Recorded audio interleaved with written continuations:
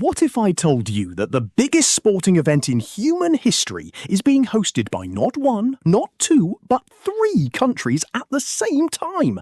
That has never happened before at a FIFA World Cup, ever! So why did FIFA do it? And how did the United States, Canada and Mexico pull it off together? The FIFA World Cup 2026 is unlike anything football has ever seen. A brand new format, a record number of teams, and a hosting arrangement that genuinely rewrote the rulebook. But this decision didn't happen overnight. It was years in the making, filled with politics, rivalry, and a vision for the future of football.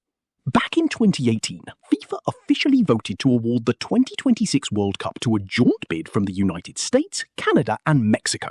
They called it the United Bid, and it wasn't close. The United Bid defeated Morocco's proposal by a massive 134 votes to 65. FIFA's member associations looked at both options and made a very clear choice.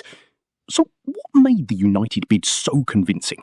Three things: infrastructure, money, and reach. The three nations already had world-class stadiums, modern airports, five-star hotels, and decades of experience hosting major sporting events. FIFA didn't need to build from scratch. Everything was already there. Here's where it gets really interesting. This will actually be the second time Mexico hosts a World Cup, and the third time for the United States. But for Canada, this is historic. It will be Canada's very first World Cup as a host nation. That's a massive moment for Canadian football. And the numbers are staggering. 16 host cities, 48 teams, over 100 matches. This is the largest World Cup in history, and it needed the size of 3 countries to make it possible. This isn't just about football, it's about North America telling the world that it belongs on the biggest stage. The United States, Canada and Mexico together represent billions of dollars in broadcasting rights, tourism and global attention.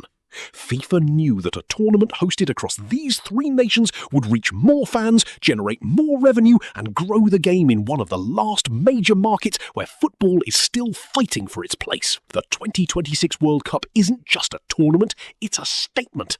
3 nations, 1 dream, and a football world that will never look the same again after this summer. If you found this interesting, smash that like button and subscribe, because we are breaking down everything you need to know about the 2026 World Cup, one video at a time. Don't miss what's coming next.